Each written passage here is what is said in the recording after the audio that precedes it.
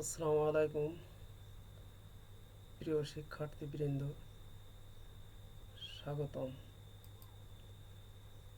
আমি মোহাম্মদ হাফিজুর রহমান, সহকারী শিক্ষক, ডুমুরখালী সম্মিলনী মাধ্যমিক বিদ্যালয়, মনিরামপুর, যশোর। ধারাবাহিক অনলাইন ক্লাসে আজ আমি তোমাদের নবম ও দশম শ্রেণীর বাংলা ভাষার ব্যাকরণ তৃতীয় অধ্যায় পরিচ্ছেদ সপ্তম থেকে উপসর্গ নিয়ে আলোচনা করব। আশা করি তোমরা বই নিয়ে বসে আছো। শিখন ফল উপসর্গ কি তা বলতে পারবে? উপসর্গ কত প্রকার ও কি কি তা বলতে পারবে? বাংলা উপসর্গ প্রয়োগের শব্দ লিখতে পারবে।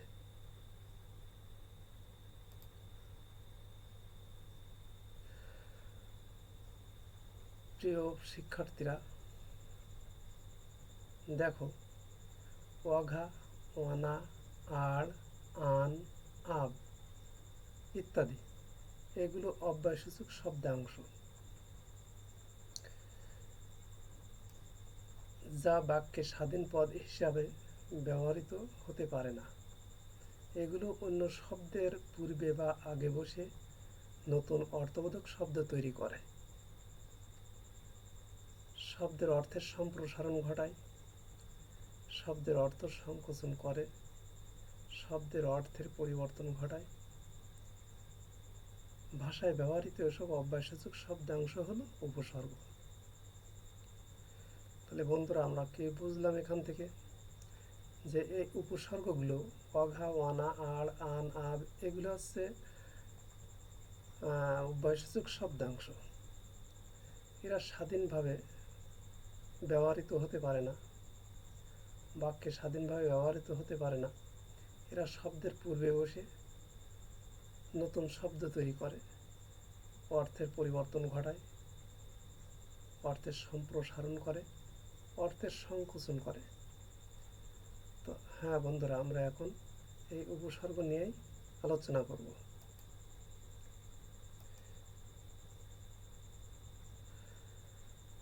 তাহলে বন্ধুরা, উপসর্গ কাকে বলে? দেখো,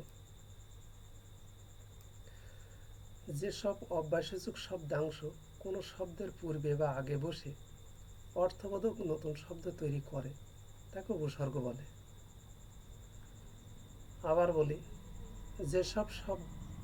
যেসব অব্যয়সূচক শব্দাংশ কোনো শব্দের পূর্বে বা আগে বসে অর্থবোধক নতুন শব্দ তৈরি করে তাকে উপসর্গ বলে। নিচের উদাহরণগুলো আমরা লক্ষ্য করি।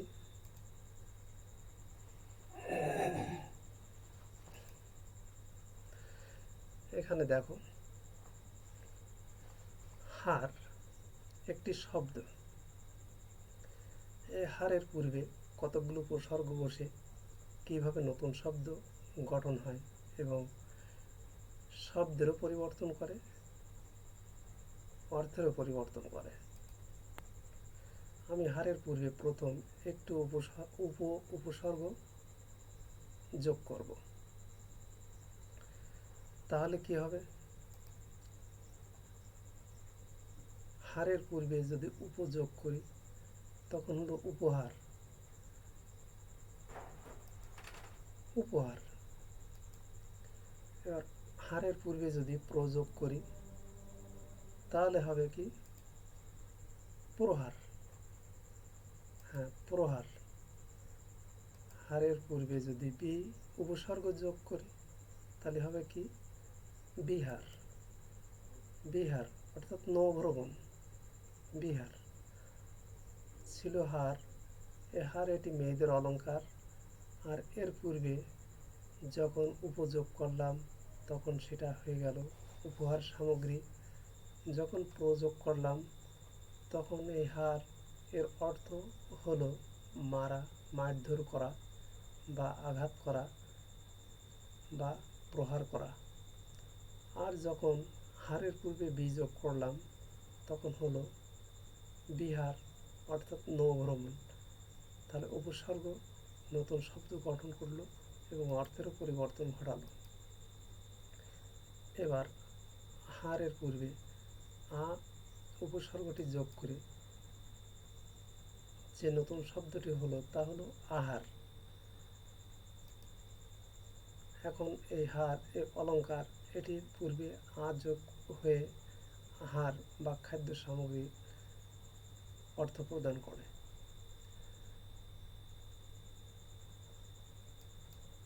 তো বন্ধুরা, উপসর্গের কাজ হলো শব্দের পূর্বে বসা এবং নতুন শব্দ তৈরি করা।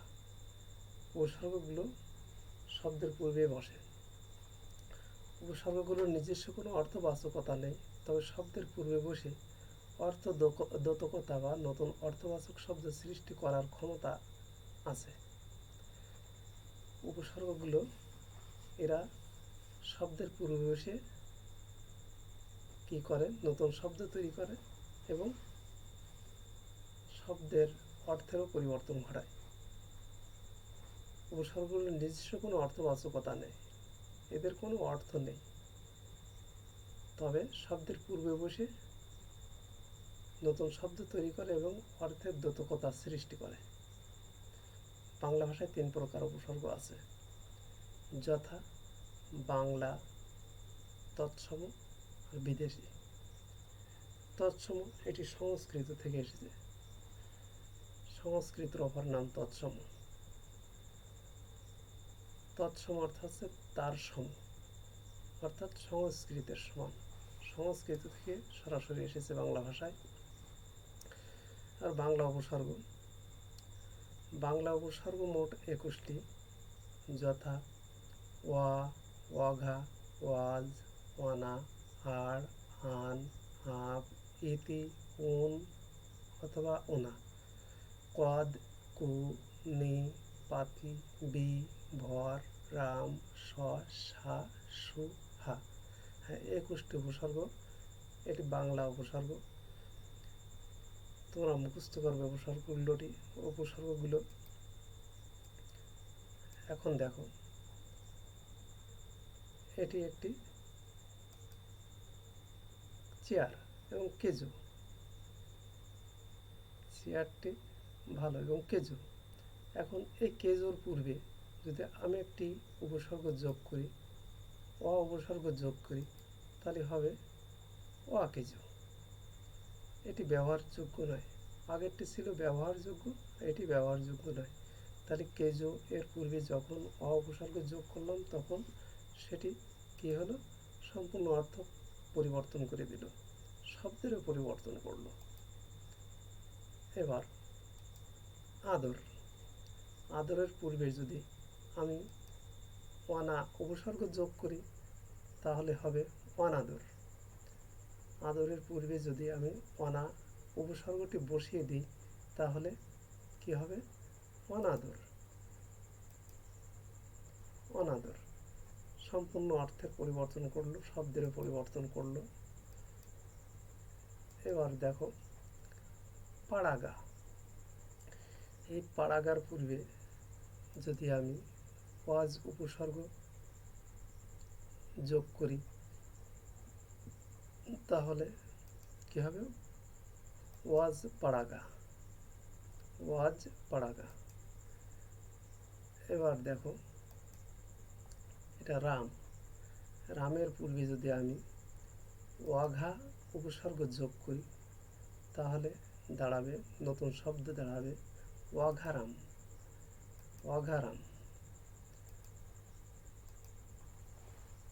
এবার কাড়া, কাড়া শব্দটির পূর্বে যদি উপসর্গ যোগ করি তাহলে হবে আকাড়া, আকাড়া। অর্থাৎ শব্দের নতুন শব্দ গঠন হলো, শব্দের অর্থেরও পরিবর্তন ঘটালো। চোখ, এই চোখের পূর্বে যদি আমি আর উপসর্গটি যোগ করি তখন চোখ শব্দটি আর চোখ, আর চোখ শব্দে রূপান্তরিত হবে এবং অর্থেরও পরিবর্তন হবে।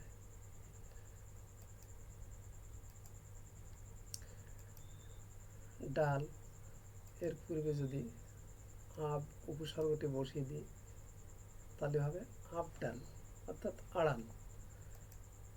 আড়াল, নতুন শব্দ আড়াল, অর্থ পরিবর্তন হলো। এবার হাঁস, হাঁসের পূর্বে যদি আমি ইতি যোগ করি তাহলে হবে ইতিহাস।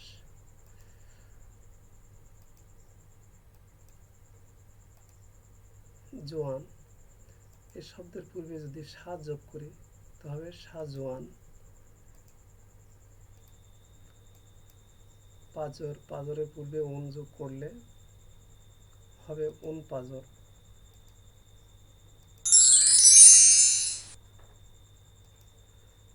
বেল, বেলের পূর্বে কদ উপসর্গ যোগ করলে নতুন শব্দ হবে কদ বেল। এখানে নতুন শব্দ কদ বেল, অর্থের পরিবর্তন করল। এসে এরপর আমরা একটি গল্প বলি।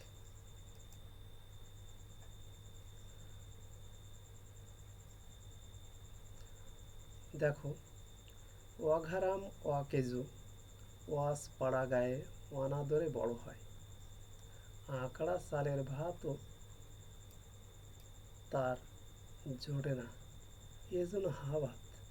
তারপরও সে আর চোখে আবডালে ইতিহাস লক্ষ্য করে, আর ভাবে কবে সে সাজোয়ান হয়ে ভর পেটে 19টি কদবেল খাবে, কু অভ্যাস পরিহার করবে, নিখুঁতভাবে কাজ করবে, কিন্তু তার এ স্বপ্ন বিফলে যায়।